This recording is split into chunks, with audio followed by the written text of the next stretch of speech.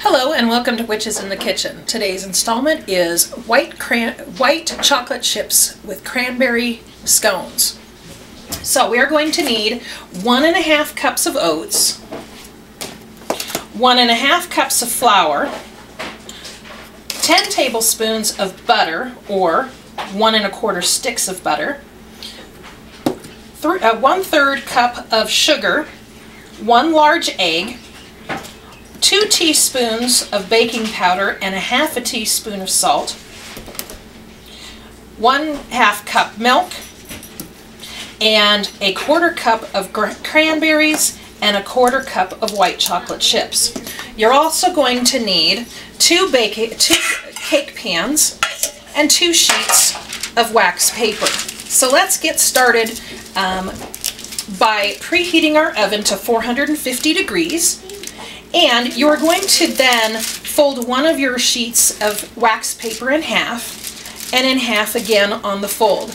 You're going to continue to fold that because we're preparing our one of our cake pans for molding the scones after we have mixed them all together. Okay, so we get down to a little triangle. You're going to take one of your cake pans and measure it to just about the middle. The point is in the middle. Then you're going to take some scissors and cut it. This is a fast and easy way to line your cake pans. Not just for scones, but for cakes as well. So you've got a circle. You just place it in there, and that will help to keep your cake, your scones, whatever you're putting into a cake pan ready. Okay, you're going to set that aside, and we're going to go on with preparing the dough. So you're going to, in goes the oats, the flour,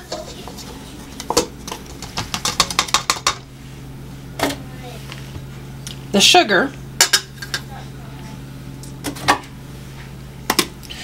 the baking powder and salt. Okay. And we're just going to turn that on and get those incorporated. Then we're going to go on to the wet ingredients.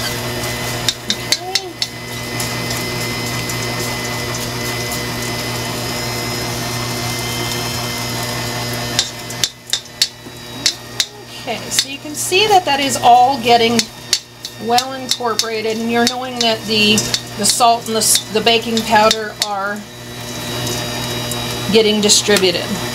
Okay, now we are going to put in our egg, not the whole thing. Okay, there we go.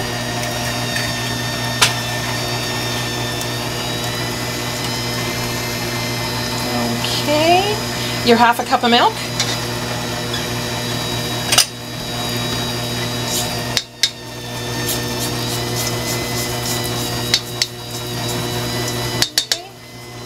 and finally your butter.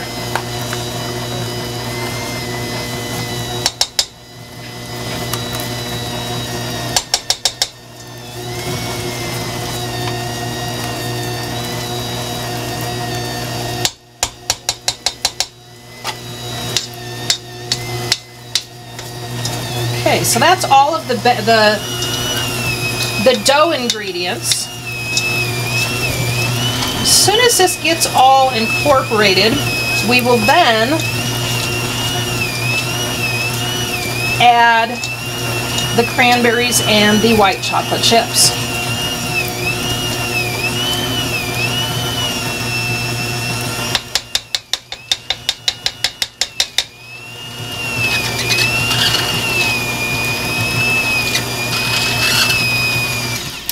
Okay. Scrape that off, and in go the white chocolate chips, and these are just craisins, dried cranberries. Okay, and give it another little quick mix. Okay, and this is not looking too bad. Okay. What I am going to do though is I'm going to add another about 1/4 cup of flour. So hang on just a second while I go grab some more flour.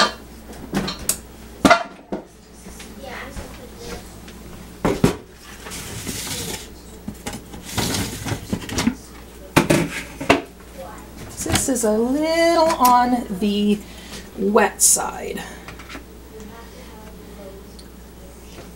Okay, so there goes 1/4 cup of flour, and we're gonna stir it up again. Let's get, we want it doughy, but not wet, too wet of dough. Okay, that is looking a lot better.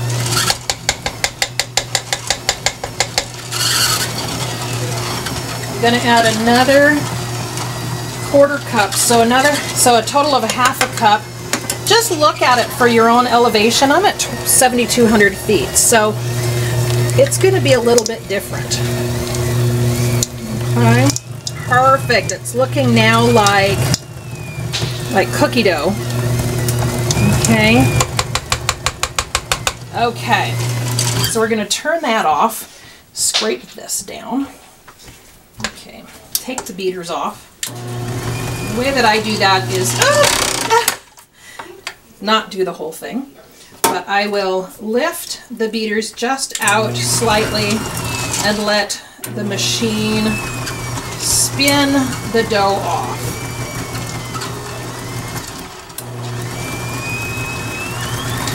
Okay. Take those out. Get the remainder off this one. Okay. Get all the good dough off. Okay. Take your bowl, scrape it all down. Okay. There we go. Okay. A little bit more flour on the bottom I didn't see. Okay, so see how that holds together. Okay, so that's just what you want. Okay, so now you are going to take your prepared cake pan that has the liner in it, and you're going to dump this into all this mixture into that pan. Okay. Oops, that didn't go too well. Ah. Okay.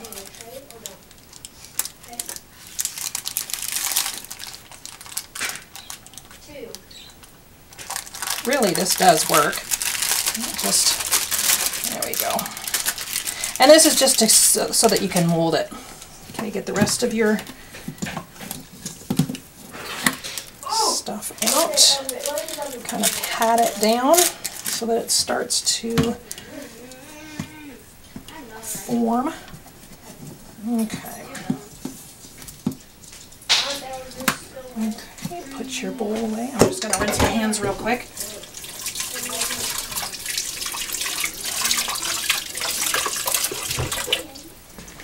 Okay, then you're going to take your second sheet of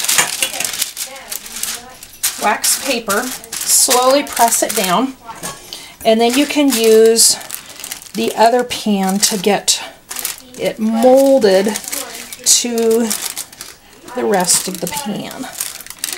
Okay, you see that? And this is just so that it doesn't stick to the other pan. Okay, slowly peel it off. Okay, and then you're going to lay this out, flip it over. Okay, see how that works? And you're done with that first pan. Let's find the edge of the paper, the wax paper, peel it off. Okay. Toss that. And you are almost done. What we're going to do now is take a little bit of olive oil. I don't have spray. And just lightly oil your cookie sheet. Okay. Okay, so it does not stick. Okay. And you know that pizza cutter you have? Well, you are now going to cut into 8 equal parts.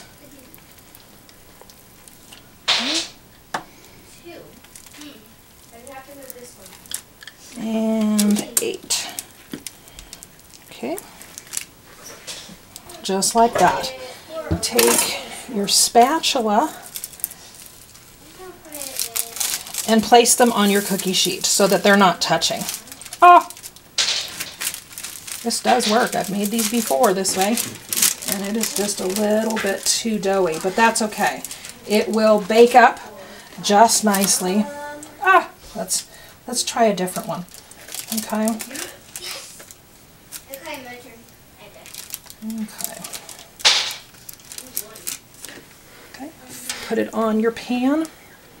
You can mold it back to wherever you want. But I am going to finish putting these on the pan, get them ready to put in the oven, and I'll be right back. Okay, we have them all in the pan, and I'm just finishing up shaping them into their triangles. Okay, and getting ready to bake them.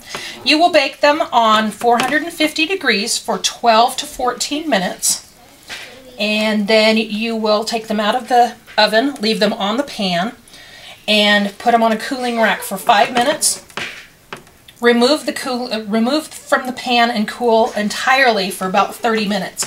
You want to do that so that the consistency of the scone will not break apart. You don't want to eat them. Resist that temptation to eat them right out of the oven.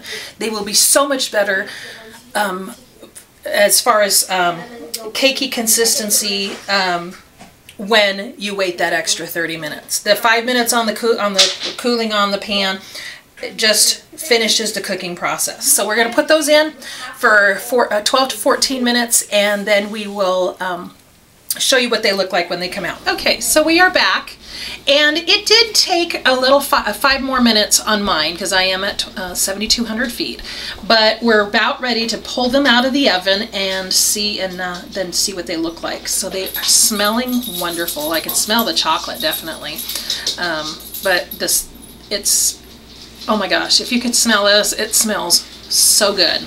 Okay, so we're at 5 seconds, and then we can pull them out. They just weren't golden brown enough. Okay, so here we go. Let's see. Oh, don't they look good? Oh yeah, molten chocolate. You can see the molten chocolate right there. Oh, yummy. So they are perfect golden brown, and we're just going to let them sit for another 5 minutes. I'm going to turn this oven off because we're done with that. 5 minutes, and then we will slide them off of the cookie sheet onto the cooling rack for an additional 30 minutes. Okay, so it's been 5 minutes, and we are going to take them off the pan. Okay, let's give them a look to see how they look on the bottom. Oh yeah, that is going to be fantastic. So you're just going to take them off the pan, put them on a cooling rack for an additional 30 minutes. Please resist the temptation to eat them now because they totally need to cool, or they will just, I mean, they're going to be good. Yeah, you can eat them now, but they're even better when they have fully cooled. Serve them with tea, milk, whatever. But just resist. Resist, resist. Okay. There we go. So we will be back in 30 minutes when these are cooled. A millisecond to you guys, but so good time to clean up your dishes and do whatever you need to do. Yeah, I'm just getting the remnants that have come up. So we will see you in a few minutes. Okay, so we are back, and it's been a little longer than 30 minutes, but they are cool now, and we're just going to try this and see how it goes. So we've got a very nice cakey consistency. Okay, so here we go. I'm going to take a bite, and I've got some milk. So here goes. Do I have a piece of cranberry? Okay.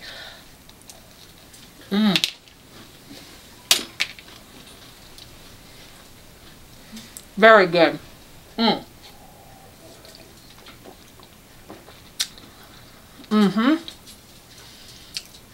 I can taste the cranberries, and the chocolate is really good. Yeah.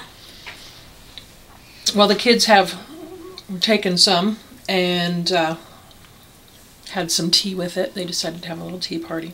So I hope you enjoy this recipe. Check out some more of the recipes on the channel, and we will see you later. Blessed be. Have a great day. Bye.